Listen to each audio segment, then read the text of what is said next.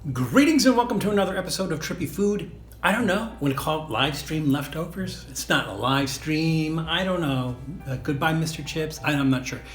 Anyways, we recently did an episode where we were able to find Doritos' new tangy ketchup and hot mustard tortilla chips. And they were actually pretty good. But during that episode, while we were filming that, I was trying to think of things that I could make with them. And so I had an epiphany and I said, hey, I got this bag of chips, these 2 bags of chips left over. Let's go ahead and make something. Let's make the things that I suggested. So I made 2 things today, and we're gonna try that and see, maybe it's an idea that you wanna try, something to make with Doritos hot mustard and Doritos tangy ketchup flavored tortilla chips. So, made 2 things. One, I made what I'm gonna call cheeseburger nachos. Now, I'm just using the word nachos because of the presentation. It has nothing to do with nachos. It's not a Latin American or Central American or it's Mexican or anything like that. It's essentially a deconstructed cheeseburger. So I basically laid the bottom with the tangy ketchup and hot mustard chips. And then on top of that, I pan fried some ground beef, and I didn't want to put a lot of stuff on it. I didn't want to change it. I didn't put any hot sauce or anything like that. I wanted to keep it simple. I wanted to keep the flavor of a cheeseburger here. So really the only thing that's not the true flavor of a cheeseburger is going to be the tortilla chips themselves. But we have our ground beef, a little bit of salt and pepper, American cheese on top of that to just kind of melt it in. And I wanted something that was going to melt really well, but I also wanted something that was going to be cheeseburgery. So I opted for American cheese. And then chopped up some lettuce and put that on the top. The ground beef also has a little bit of onion mixed into it while I was cooking it. And so here is our cheeseburger nachos. Over here, I'm not sure what to call this. I'm really not sure what to call this, but I'm gonna call it the tortilla dog. I don't know, for lack of anything else. You come up with something. Actually, come up with some good ideas. Put them down below in the comments. I'd like to see what you guys come up with. All right, so cleanse the palate. I think we're going to start with a hot dog. It's easier. So basically, I started with a Hebrew National hot dog. You could use whatever hot dog you like and everything, but don't go cheap because we're trying to make something that's really flavorful here. I grilled that, and the bun that I'm using, these are from Trader Joe's. Now, these are brioche hot dog buns, but the reason I use these is because they're square cut or they're cut on the side. Now, if you're from New England and you're really, really familiar with these, you can't make a good lobster roll without these. The thing is, they cut the sides out, and when they cut the sides out, it exposes bread so that you can just like put a little bit of butter on that, slap that on the grill, nice toasty outside, and a nice, spongy, bready inside. Now, unfortunately, the Trader Joe's ones are brioche. The ones you're gonna get in New England are gonna be like white bread buns, but same effect. And then what I did was I wanted something that the crushed chips were going to stick to. So I took some mayonnaise and I mixed in the mayonnaise some chopped onion and some dill pickle relish.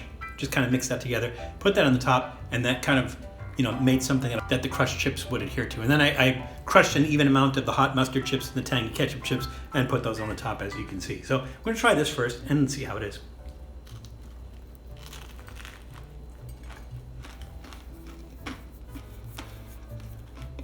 Now, full disclosure, I would never put ketchup on a hot dog, but we're in uncharted territory here. This is really, really interesting because, take another bite. The only flavor that's kind of on the outside is the corn in the tortilla chip itself, but all the typical traditional flavors in the hot dog are there. Like your mayonnaise, the onions, relish, ketchup and mustard, those flavors come through. And there's that nice crunchiness to the topping that just adds another, level of interest, I guess, in that hot dog. That's a really, really good hot dog. I got some more of this, I can make another one. But let's dig into this guy. So this is our cheeseburger nachos. And again, we started with a layer of the hot mustard and the tangy ketchup Doritos on the bottom, ground beef with onion, American cheese, a little bit of salt and pepper, lettuce on the top. So let's go ahead and give this a shot. I'm gonna use the fork so I make sure I get a little of everything on there. And I want to get both a ketchup and a mustard chip. There we go. See if I can get my mouth open wide enough. I know you guys are thinking, Val, you got a big mouth, you can do this.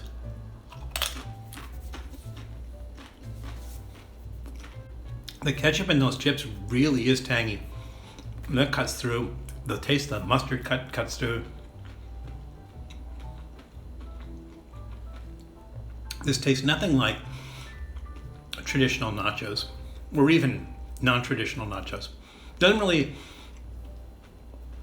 again, the only thing that's kind of nacho-like are the tortilla chips on the bottom, but the flavor, not traditional at all. It's essentially a cheeseburger. It's a cheeseburger with some crunchiness to it. It's like if you take some potato chips and put them in the cheeseburger, that kind of crunchiness that you would get, that's exactly this.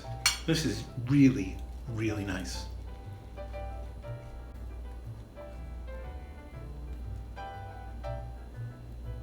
All right.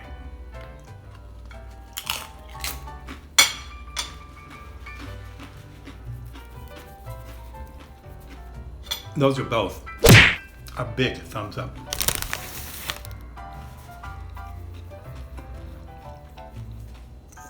Those are excellent.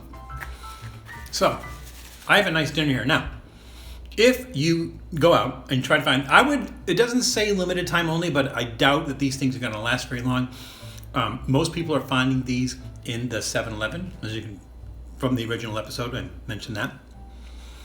Most people are finding these at 7-Eleven. Go out and get them, just try them as a snack, but also maybe get creative with it, see what else you can do with it. If you do something different than we did here, you did something creative, leave that down in the comments. Let us know what you did.